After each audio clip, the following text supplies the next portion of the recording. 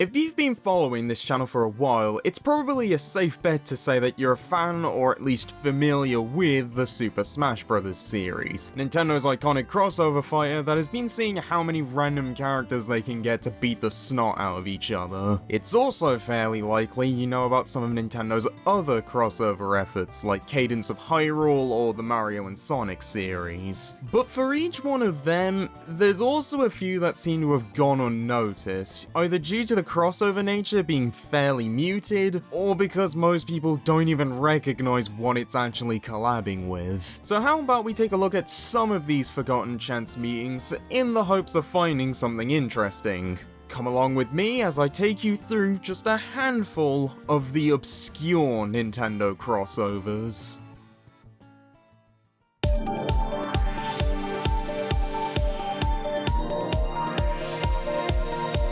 Whilst the rest of the games I'll be discussing will be full-blown crossover games, I did want to mention at least one occasion of Nintendo characters showing up in another company's game. Now, the usual topic of discussion would likely be something like the Yoshi and Zelda DLC for Sonic Lost World, or the Mario Cast and Little Mac showing up for the GameCube ports of EA Sports games. However, I decided to instead focus in on what I think is one of the lesser discussed appearances with Dead or Alive Dimensions, a side entry in Koei Tecmo's long-running fighting game series, which released exclusively for the 3DS just a few months after the system's launch. The game itself being a sort of compilation title to celebrate the series' 15th anniversary, featuring various characters from across its history up to that point, with the story mode effectively being retellings of the plots of DOAs 1 through 4, it even being made with a modified version of DOA 4's engine. In a similar fashion to the engine and asset reuse seen so far, most of the stages are recycled from previous entries, primarily DOA 3 and 4, and it's with one of the brand new stages, the geothermal power plant, where we have our topic of interest, as this stage is actually directly based on the Ridley boss fight from Metroid Other M, complete with the stage's theme being Ridley's boss theme from that game, in addition to the space pirate showing up as a stage hazard, shooting fireballs from the background along with coming after fighters that fall off the edge, with it even being possible for Samus to show up and send him packing via a power bomb. If you're wondering why exactly this stage is here, that's because Team Ninja, the development team within Koei Tecmo who make the DOA games, along with stuff like the Ninja Gaiden reboot and Neo series, were also the development team responsible for Other M, which wasn't even a year old at the time of Dimension's release. As for what's probably the second question on your mind, why is Samus not playable? Whilst there has been a long prevailing rumour that she was planned to be in the game, but the team ran out of time to include her, based on an interview with Yosuke Hayashi, the head of Team Ninja at the time, it was mostly down to the fact that due to them wanting Dimensions to be a celebration of DOA's history, they actively chose not to include any guest characters or create any brand new ones, the only kind of exception being Ryu Hayabusa, as whilst he does originate from Ninja Gaiden, not only do both series canonically take place in the same universe, but Ryu's been a series recurring character since the first game, and was even the main protagonist of the second one. So unfortunately for all the DOA fans who like girls in power armor, you'll have to keep sticking with Spartan 458 from DOA 4.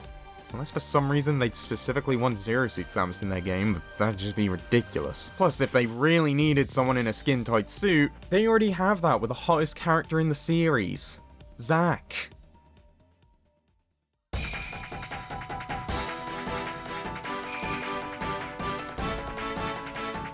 This one I feel is a case where people might be familiar with the game, but weren't aware it was actually a crossover. For anyone who's totally in the dark, Pokemon Conquest is a strategy RPG spin-off of the Pokemon series, which released in 2012 for the Nintendo DS. The title effectively asking the question, what if Japanese warlords were Pokemon trainers? The story following you try to unite the 17 nations of the Ransei region by battling the various warriors and warlords across the land. On the surface, that doesn't exactly sound like a crossover, just a somewhat weird Pokemon spin-off. Unless you happen to be a really big fan of war strategy games, as this title is actually a crossover with the Nobunaga's Ambition series, a line of war games set in Sengoku-era Japan made by Koei Tecmo, which has been going since 1983, and actually being one of the earliest pioneers of the genre within the video game landscape, with the game's title in Japan being Pokemon plus Nobunaga's Ambition. All those Japanese warlords in the game, in addition to mostly being based on real historical figures from the era, also appear as characters in the Nobunaga series, with their designs even being based on their appearances in Samurai Warriors, which itself came about as an action-based version of Nobunaga to match how Dynasty Warriors was an action game spin on Koei's other big strategy game franchise, Romance of the Three Kingdoms.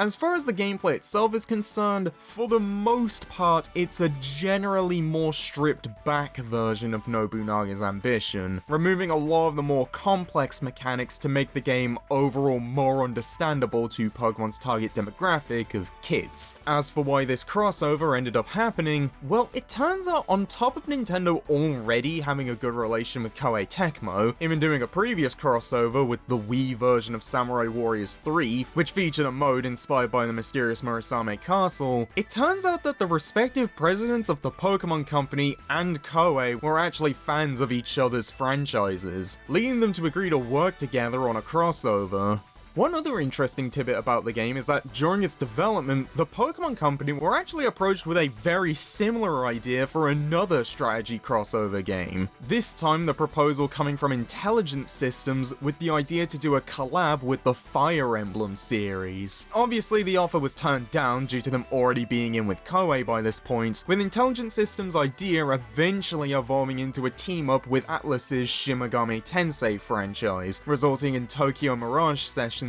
Sharp FE. So if you've ever wondered how that game came into existence, you can partially thank it on account of Fire Emblem getting friend-zoned by Pokemon.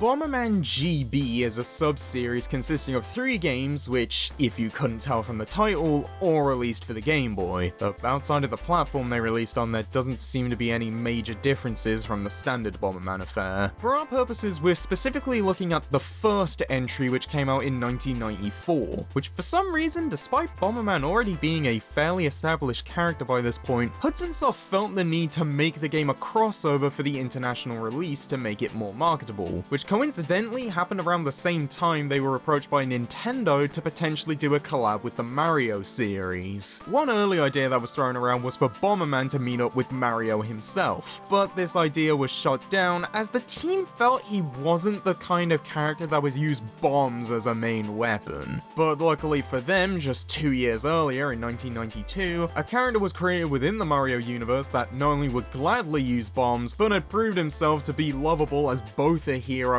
and a villain, this being none other than the great garlic muncher himself, Wario. Now these kind of dealings aren't uncommon, and if it stopped there with a Bomberman game featuring Wario, it would be in a similar ballpark to the various guest characters from Super Bomberman R. However, there's one little detail I left out, that being that in addition to Wario's inclusion, the game was also completely rebranded to instead be a Wario game, getting the new title of Wario Blast featuring Bomberman, making this a rare case where the crossover character has completely hijacked the original game and made it about themselves. By the way, if you're wondering, outside of the option to play as Wario instead of Bomberman, along with the story being altered slightly to incorporate its guest star, the game is basically the exact same as the original Japanese version. And whilst the second Bomberman GB would release internationally just fine, the only alteration being to remove the 2 from the game's title, the third one has remained a Japan exclusive.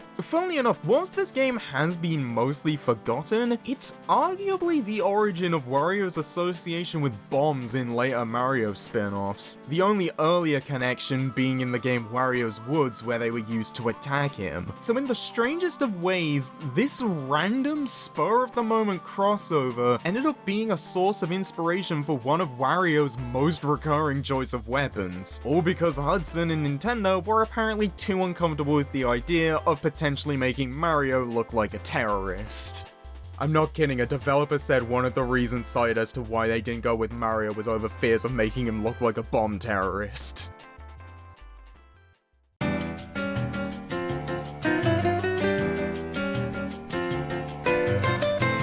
Up to this point, all the crossovers we've discussed today, whilst maybe questionable, have been confined to the usual format of having characters from 2 different video game franchises meeting each other. So let's end things off with one that combines 2 things that have absolutely nothing in common, namely a collaboration between Super Mario and a Japanese radio show, the game in question being All Night Nippon Super Mario Bros. To give some quick background on the radio show, All Night Nippon is a late-night talk show in Japan which runs from 1 to 5 AM every day except Sundays, with each day of the week having a different host. It first broadcast back in 1967, and it's still going to this day, the program being part of the Greater Nippon Broadcasting System, which itself is a subsidiary of the television station Fuji TV. The game wasn't sold as a commercial product, instead mostly being given away as lottery prizes meant to celebrate the show's 20th anniversary, with 3,040 copies being known to exist, made up of 2,000 that were given away as part of a postcard lottery on the actual show, 1,000 that were sold directly from the Nippon Broadcasting System's Music Center window, and the last 40 were split evenly between 2 more lotteries, this time hosted by the gaming magazines Famitsu and Famimaga respectively. As for the game itself, for the most part it's just a remix version of the original Super Mario Bros., removing the 2-player mode in favor of the Mario and Luigi games from the Japanese Mario 2, better known as the Lost Levels, along with some stages being replaced with ones from Lost Levels, on top of bringing over the secret worlds A through D, which are only accessible after beating the game at least 8 times. The main alterations are various sprite changes. Most notably, the Goombas, Piranha Plants, and Toads have been replaced by the radio show's hosts, along with the Starman getting swapped out for Hiranya, a symbol popularized by the program that played before All Night Nippon, Yuji Miyake's Young Paradise, along with the Nippon Broadcasting System logo appearing on the end of level flags and replacing the axes at the end of castle levels. In addition, World 1 now takes place at night, environmental sprites from Lost Levels have been brought over, with background mushrooms being switched out for microphones, and Peach's design has been altered to have her hair tied up, along with now being dressed like a traditional Japanese princess, making this the first time she's worn something other than her usual dress. Funnily enough, despite how strange this game's existence is, it wouldn't be the last time Nintendo worked with something related to Fuji TV, as they would later be brought in to make a game to promote an event they were sponsoring called Yume Kojo 87, which was meant to advertise then upcoming technology and media, with Nintendo ultimately deciding to take a Mario-like game they were working on, featuring a mix of vertical and horizontal platforming, and made the event's mascots the main characters. If you've not caught on to where this story is going, the game they ended up making was Doki Doki